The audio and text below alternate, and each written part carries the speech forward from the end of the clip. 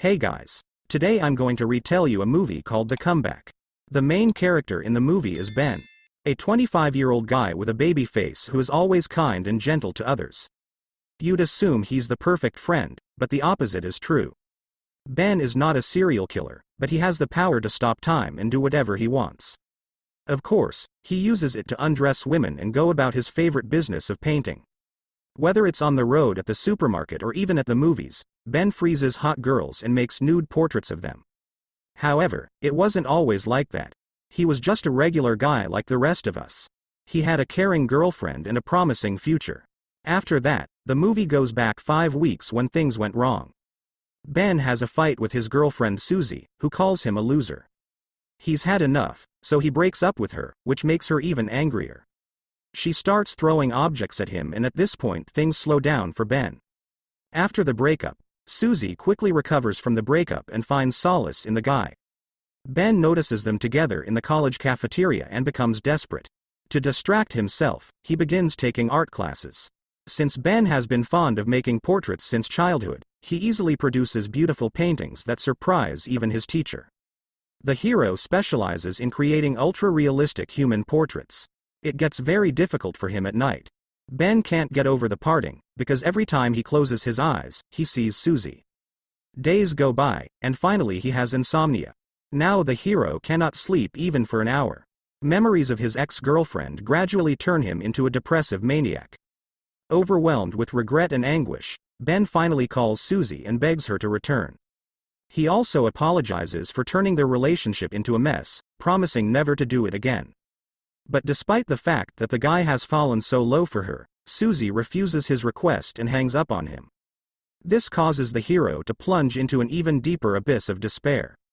Over the next few days, Ben struggles to pass the time. He reads books, watches movies, and even takes solo trips to other cities.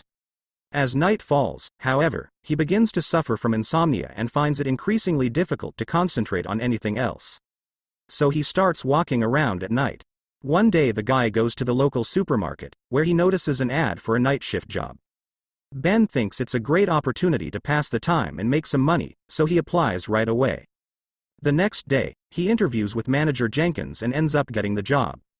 Ben is finally happy after a long time, and he has a hunch that his life is about to change. As the hero gets used to his new job, he notices that each of his coworkers is having a different kind of time. Cashier Sharon Ponte has the most unique style. She always hides her watch behind various objects. The girl believes that time will pass slowly if she looks at them. Then there's a mischievous guy named Barry Brickman, who is never serious at work, along with his equally sly friend Matt Stevenson. He pranks female customers by planting adult toys in their bags. Some of the customers are perplexed when they find it, but some decide to keep it. The only person who doesn't seem to care about time is their boss Jenkins. He can talk endlessly about how successful and rich he is. Once he starts giving his egotistical speeches, time passes very quickly for him. But of all the night shift workers, Ben has the most unusual way of passing the time. In a state of profound melancholy, Ben renounces time and reality. In other words, he uses his superpowers to freeze time and ultimately his surroundings so that he can do whatever he wants. Someone would steal money or do indecent things. But Ben just wants to hone his artistic skills. Because he is in awe of women's bodies, he chooses random female clients, carefully undresses them, and begins to paint their portraits. The guy doesn't have any base feelings for them. He just wants to make sure that his passion for art never dies. When he finishes, he puts them back on and snaps his fingers, making time start flowing again. This has become Ben's life now. It's not something he can be proud of, but at least he's no longer a depressed and crazy man. Slowly but steadily, he has begun to take his mind off Susie. At home, Ben often spends time with his best friend Sean. They've been together since they were kids. Sean is the exact opposite of Ben. After all he wants to do is get in girls' pants. It turns out that he's been to every strip club in town. One day during his night shift, Ben runs into Sharon in the locker room. He seems to be in love with her, but can't muster the courage to say so. But while they are talking, the affable cashier takes a bite out of his sandwich, shocking him. A small piece of cucumber sticks to her cheek, and she awkwardly tries to wipe it off, but to no avail. Seeing her attempts, Ben intervenes and wipes it for her, creating a very awkward moment between them. After a while, Sharon decides to leave and heads for the door. Ben wants to freeze this moment and live in it for a week. But by the time he comes to his senses, the girl is already gone. After a while he is minding his own business, Matt suddenly appears and informs him that he is going to the movies with Sharon. This devastates the hero, and he wonders why he has such bad luck. Then he thinks back to his high school years when he first fell in love. She was the smartest girl in the class that everyone liked. One day she had an accident and twisted her arm, which caused her to have to wear a cast. Every day her classmates wrote encouraging words on it to make her feel better.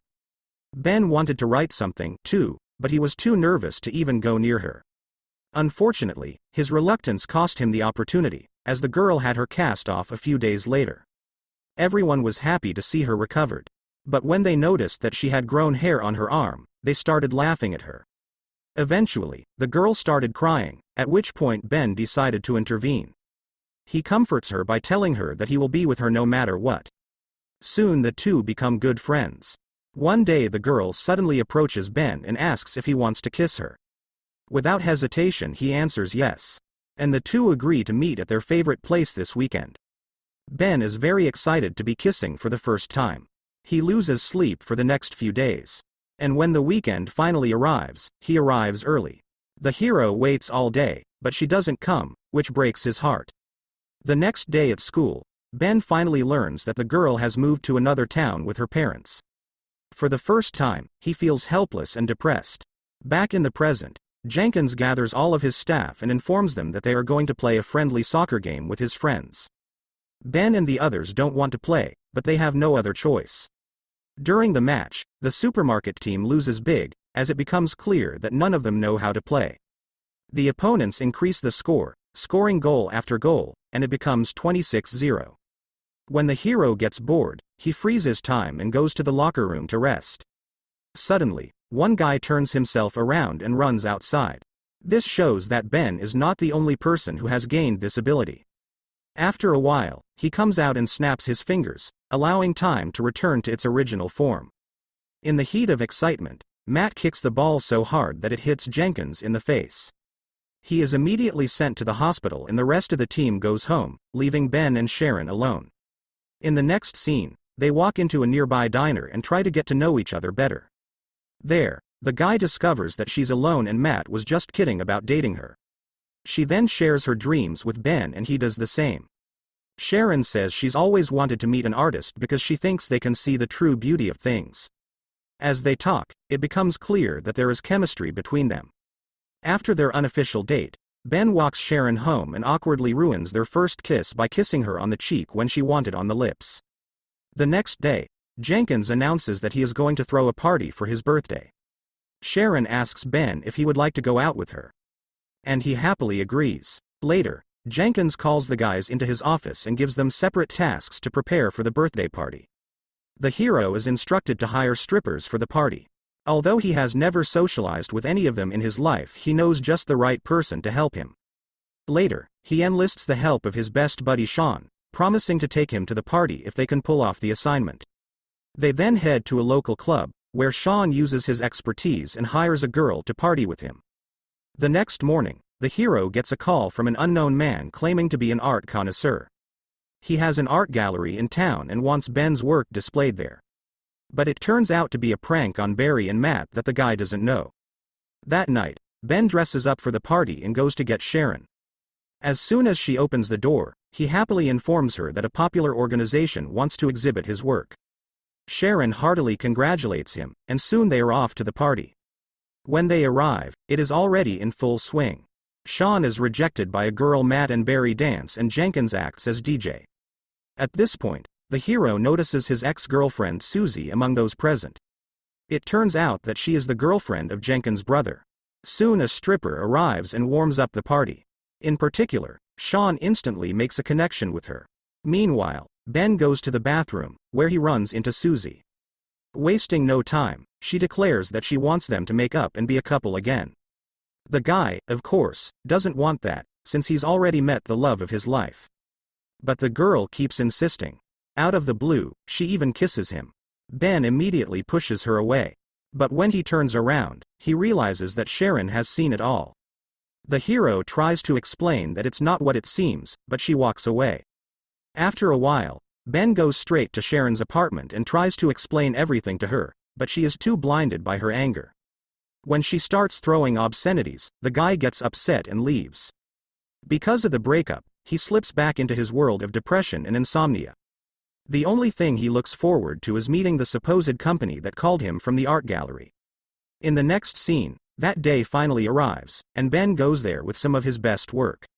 As expected, the gallery owner denies that he made the appointment. And Ben realizes he's been played.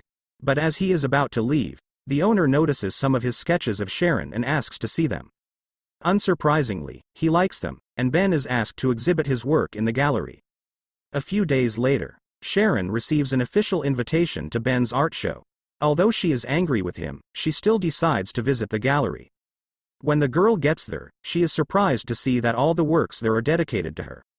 It turns out that Ben stopped making portraits of other women and spent all his time on Sharon. She was the love of his life and he couldn't look at any other girl but her. Then Sharon and Ben finally meet. The latter tries to explain what happened at the party, but Sharon says he doesn't have to. She now realizes how much he loves her just by looking at his paintings. They then get closer and share a romantic kiss right in the middle of the room. In the final scene, Ben uses his powers and freezes everything around him. This time, however, even Sharon can move in restored time. Then they go out into the snow with 1 million snowflakes hanging in the air. Finally, they kiss again, and the movie ends on a happy note. Thanks for watching and see you soon.